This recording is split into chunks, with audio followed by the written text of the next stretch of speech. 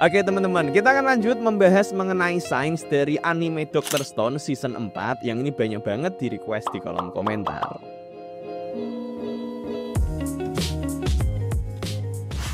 Di episode 2, Senku dan timnya mengalami masalah besar karena saat mereka naik kapal ke Amerika, langit mendung dan badai sehingga mereka nggak bisa tahu di mana lokasi matahari. Dan artinya, sistem navigasi yang mereka miliki tidak bisa digunakan lagi.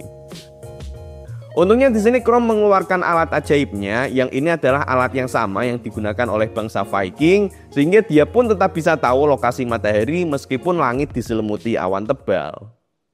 Di sini memang ya, kalau kita di tengah laut kemudian kondisi awannya tebal, ini akan sangat sulit untuk menentukan di mana lokasi kita, di mana arah kita, ya bakal jadi tersesat nantinya. Apalagi kalau nggak ada GPS, kemudian juga kita nggak bisa melihat matahari ataupun bintang-bintang yang ada di langit. Tapi menariknya, bangsa Viking di sekitar tahun 1000-an Masehi, mereka udah punya solusi untuk mengatasi hal ini. Mereka pakai alat yang sama yang di sini juga dipakai oleh Chrome. Ini adalah kristal kalsit, atau istilah umumnya disebut sebagai Viking Sunstone. Sebenarnya nggak ada catatan pasti tentang gimana bangsa Viking ini pakai sunstone ini, tapi kebetulan ditemukan sunstone ini di bangkai kapal bangsa Viking di area alat-alat navigasi, sehingga diasumsikan bahwa sunstone ini dipakai oleh bangsa Viking salah satunya untuk keperluan navigasi. Nah kemudian setelah diteliti, para ilmuwan kemudian nemuin nih kalau ternyata memang kristal kalsit ini punya sebuah properti yang sangat menarik. Kristal kalsit ini memiliki sifat pembiasan ganda atau birefringence, di mana cahaya yang lewat akan terpisah jadi dua bagian karena arah polarisasi dari kristalnya yang berbeda. Lebih jelasnya bisa kita lihat di contoh penggunaannya di sini. Jadi satu sisi kristalnya di sini diberi tanda, dan ketika dilihat dari sisi belakangnya, tanda ini terlihat jadi dua bagian, ada dua bayangan. Ketika kristal ini diarahkan tepat ke arah matahari, maka kedua gambar ini ketebalannya sama. Sementara itu, kalau dia diarahin di arah yang gak sesuai, maka salah satu akan jadi lebih tebal dibanding yang lainnya. Jadi dengan alat ini, bahkan dalam kondisi langit yang gelap, mendungnya sangat-sangat tebal, di sini mereka tetap bisa tahu lokasi mataharinya di mana. Dengan cara gimana? Tinggal diarahin aja ini sunstone-nya sampai nanti dua bayangannya terlihat sama tebalnya, dan disitulah matahari. Di episode 4, ketika tim Senku baru saja sampai Amerika, tim Senku didatangi oleh musuh dengan pesawat. Tentu ini mengagetkan karena pesawatnya juga sambil menembaki mereka. Tapi di sini Senku dengan sigap langsung berpikir, dan timnya pun kemudian melemparkan sebuah cairan yang mengeluarkan gas yang secara ajaib membuat pesawat tersebut tiba-tiba rusak. Pesawat langsung bisa mati begitu aja loh dengan ngelemparin botol berisi cairan ini. Ini cairan apa kok bisa se-powerful itu? Nah, di sini dijelasin teman-teman kalau ternyata gas yang muncul dari cairan ini adalah gas asetilen. Nah, gas asetilen adalah gas yang dihasilkan oleh karbit. Karbit ketika dikasih air dia akan menghasilkan gas karbit, biasanya orang nyebutnya atau secara kimia disebutnya sebagai gas asetilen. Gas asetilen adalah gas yang sangat mudah terbakar, jadi ketika cairan ini yang dilempar ke pesawat kemudian pecah, gasnya terlepas, gas ini nanti akan disedot oleh mesin pesawatnya dan mesinnya akan mengalami gangguan fungsi. Karena gas ini sangat mudah terbakar, lebih mudah terbakar daripada campuran bahan bakar dan udara yang dipakai di mesin pesawatnya. Kalau kita ibaratin misalnya dalam mesin piston lah ya, biar gampang, ibaratnya pistonnya baru gerak dikit, gasnya udah meledak, jadi kan dia langsung benar-benar terganggu nih gerakannya. Gas yang mudah terbakar ini disebut juga sebagai zat piroforik.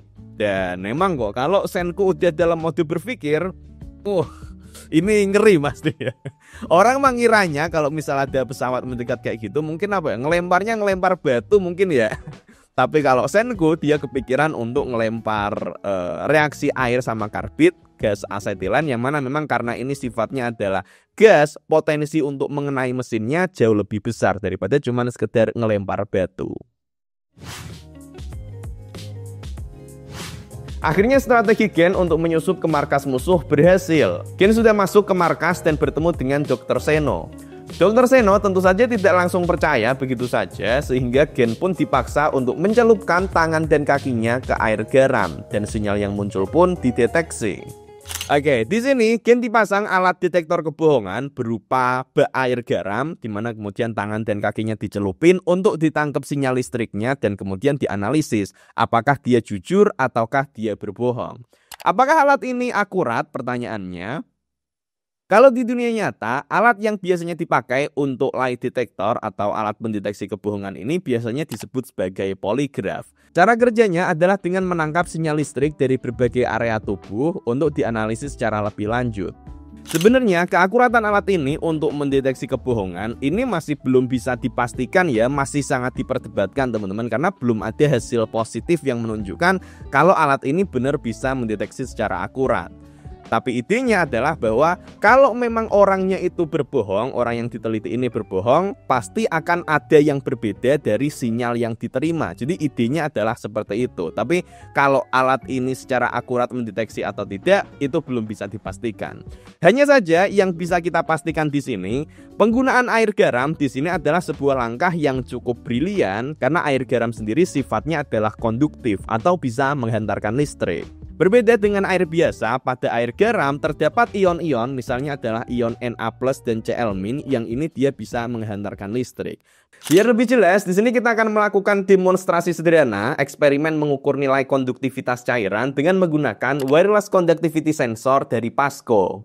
Ini adalah alat yang sangat bagus karena dia bisa mengukur nilai konduktivitas secara akurat, dan gak cuma itu, dia pun bisa mengirim datanya secara wireless dan langsung tercatat. Datanya udah langsung masuk ke komputer ataupun ke HP ataupun ke tablet secara wireless. Jadi ini sangat memudahkan untuk melakukan pengamatan.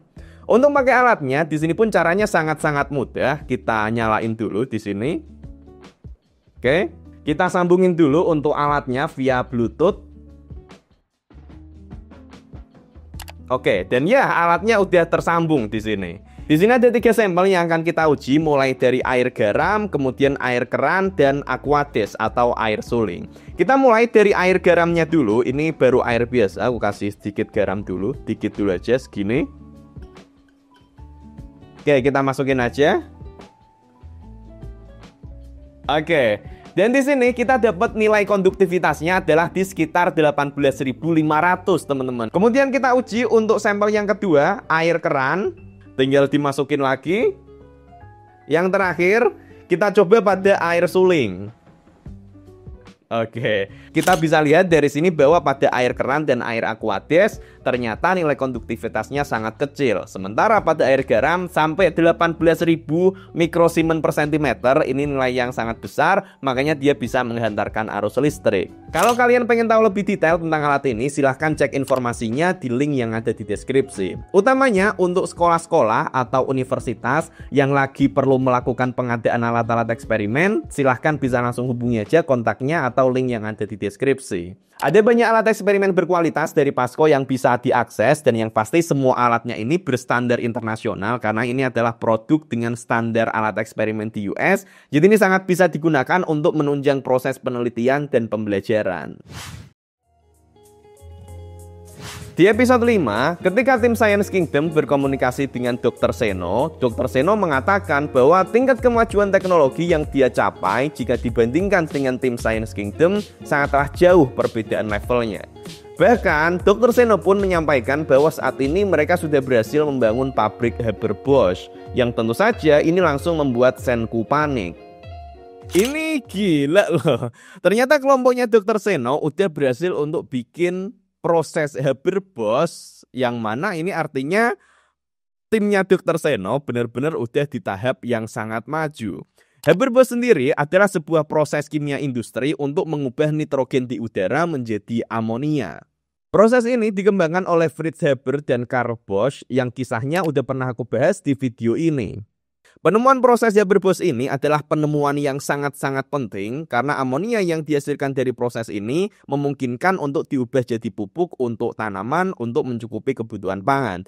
Dan di tahun 1920, di mana proses ini ditemukan, Hal ini sangat krusial karena di waktu itu dunia sedang lagi ada pada masa krisis. Kalau nggak ada pupuk buatan, nggak akan ada cukup makanan untuk mencukupi pangan untuk semua orang yang ada di bumi. Orang-orang akan bisa mati. Tapi karena ada proses ini, peradaban manusia masih bisa tetap lanjut. Kemudian juga jumlah orangnya jadi makin banyak di dunia ini. Nah, selain dipakai untuk menghasilkan pupuk, amonia yang dihasilkan dari proses Haber-Bosch ini juga memungkinkan untuk diolah menjadi senjata. Dan ini juga yang memang dilakukan oleh Jerman di masa Perang Dunia Pertama. Jadi pas waktu itu, pas Perang Dunia Pertama, akses amonia ke Jerman ini sangat-sangat dibatasi, diblokir lah ya. Tapi berhubung Jerman ini udah menemukan proses Haber-Bosch, mereka santai-santai aja karena mereka bahkan bisa menghasilkan amonia cuman dari udara aja. Jadi Jerman pun masih bisa tetap bikin senjata di waktu itu. Di sini timnya Dr. Seno udah bisa dapetin amonia dari udara. Lah timnya Senku dapat amonia dan asam nitratnya cuman dari kotoran kelelawar. Ini bedanya udah bener-bener jauh. Apalagi kemudian di sini Dr. Seno udah akses amonianya udah tidak terbatas. Dia bisa ngolah ini jadi senjata, kemudian bisa dipakai untuk pupuk juga. Pupuknya dipakai untuk memupuk ladang jagung, jagungnya diolah jadi alkohol dan seterusnya. Ini udah bumi langit level perbedaannya. Ini gimana caranya Senku bisa menang kalau kayak gini? Di episode 6, Senku melakukan reaksi dengan membuat listrik bertekanan tinggi. Reaksi ini menghasilkan sinar yang sangat terang dan menghasilkan aroma yang aneh di sekitarnya. Reaksi yang dilakukan Senku ini ternyata menghasilkan ozon yang nantinya dipakai untuk membuat perasa vanila untuk es krim. Apa itu ozon? Mungkin kita sering dengarnya ozon itu adalah suatu gas yang ada di atmosfer ya teman-teman, mungkin kalau kalian pernah dengar. Nah, ozon sendiri dia adalah sebuah gas dengan molekul yang rumusnya adalah O3. Jadi dia ada 3 buah atom oksigen. Sementara kalau gas oksigen ini kan dia O2, atom oksigennya ada 2. Ozon sendiri dia terbentuk secara natural di alam, salah satunya adalah ketika terjadi petir, gas oksigen di sekitarnya bisa terpecah dan kemudian berubah strukturnya menjadi ozon. Nah, proses ini ternyata bisa direplikasi dengan menggunakan tegangan listrik tinggi. Ternyata kita bisa menghasilkan ozon. Dan inilah yang dilakukan oleh Senku. Cara untuk menghasilkan ozon ini nggak selalu seperti ini ya teman-teman. Yang pasti kalau kita bisa menghasilkan lompatan listrik dengan tegangan tinggi, bisa hampir kita pastikan ozon akan terbentuk. Misalnya dalam Tesla Coil kan ada lompatan listriknya tuh tegangan tinggi, itu juga akan menghasilkan ozon. Dan nggak perlu Tesla Coil yang gede, karena Tesla Coil yang kecil yang pernah aku pakai eksperimennya yang di video ini pun bisa menghasilkan ozon yang ini sangat tercium, baunya sangat berbeda dari udara biasa teman-teman. Ozon sendiri ada banyak sekali aplikasi penggunaannya, bisa dipakai untuk media pengawetan makanan, untuk pembersihan air, membersihkan udara, dan lain sebagainya. Dan kalau di sini dipakai Senku untuk reaksi membuat ekstrak sintesis vanila untuk es krim. Oke, itu dulu saja teman-teman untuk video kali ini. Kalau kalian pengen ini pembahasan ini dilanjut, silahkan tulis komentar di bawah. Bisa bantu share ke teman-teman kalian biar makin rame, makin semangat untuk bikin video selanjutnya. Oke, terima kasih.